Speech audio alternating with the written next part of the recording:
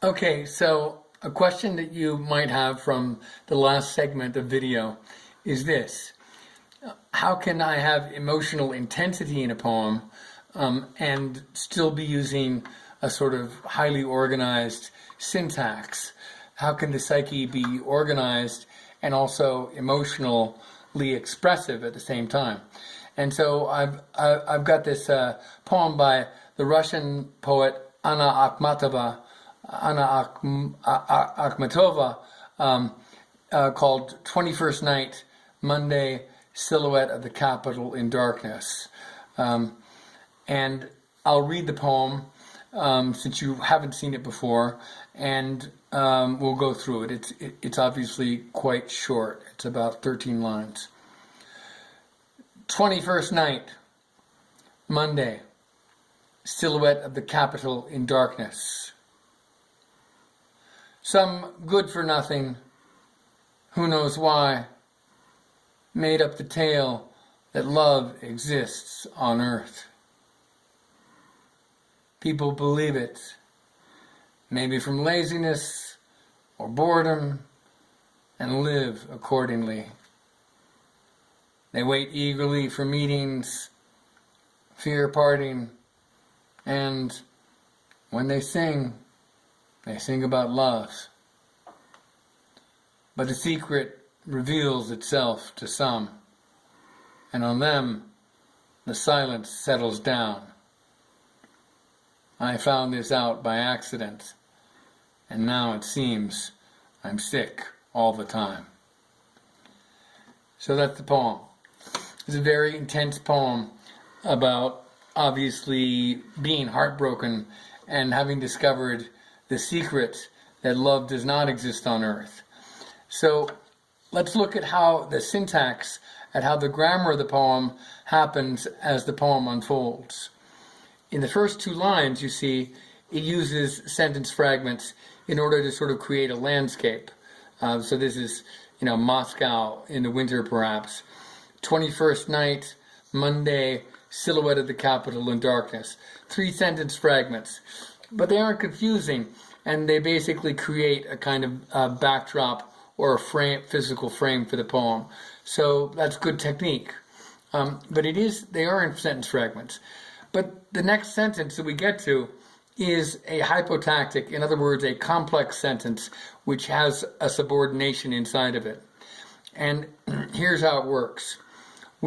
In order to find the grammar, the main grammar of a sentence, any sentence, you look for the noun and the verb, which are called the main clause.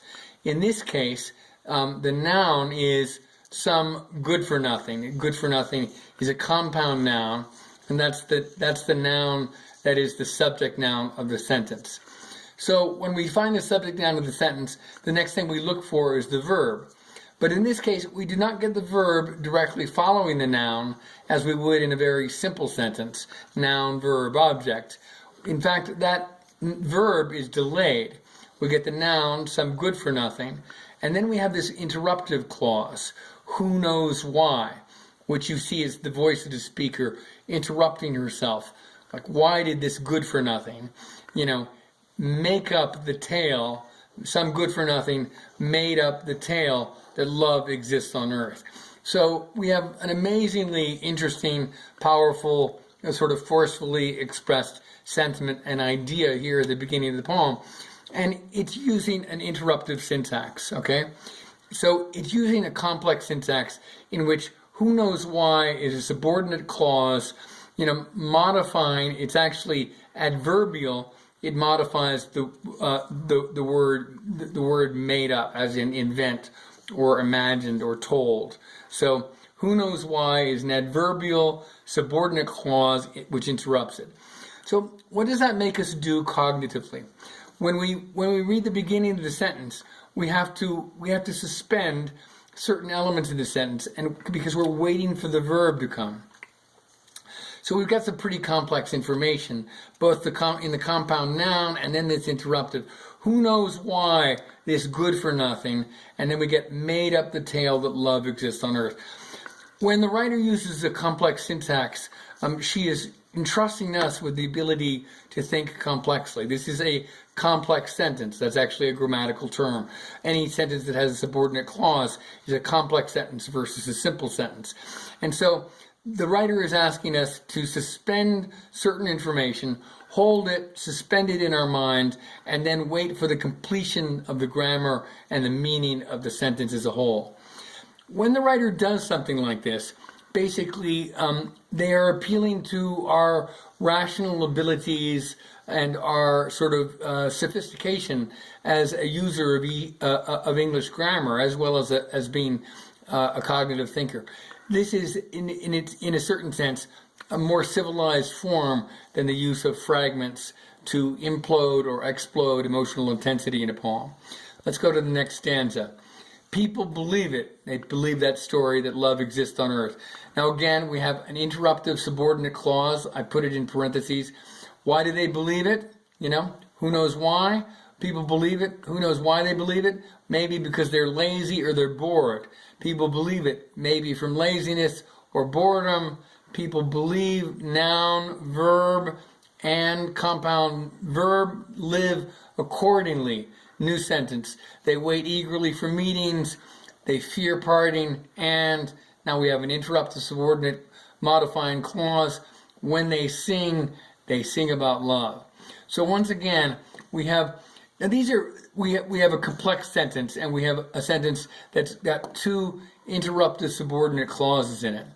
Now these are not fancy schmancy Shakespearean, Victorian, Elizabethan inversions in terms of grammatical complexity, and yet they have an enormous amount of effect, and they have a lot of sophistication in terms of building up momentum, building up cognitive momentum, and also building up grammatical momentum in a way that a sentence or a poem that uses fragments cannot deliver.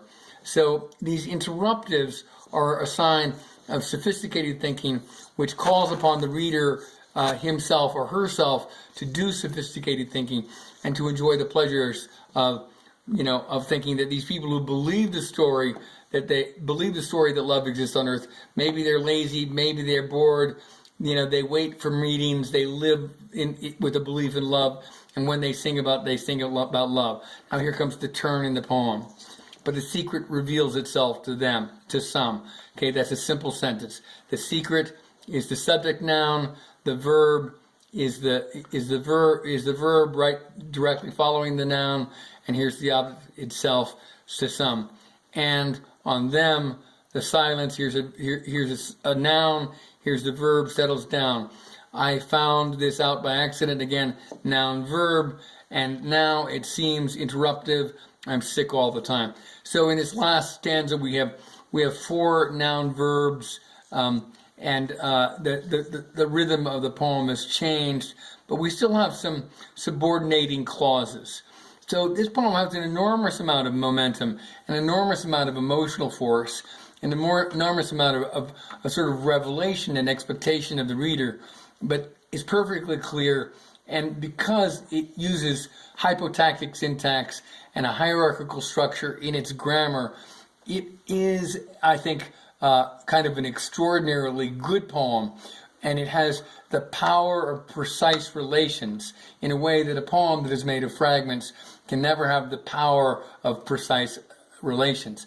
What a poem made of fragments can have is emotional intensity. This poem has emotional intensity and the power of precise relations. So I suggest that you study it and sort of see the advantage of using complex grammar. That's it.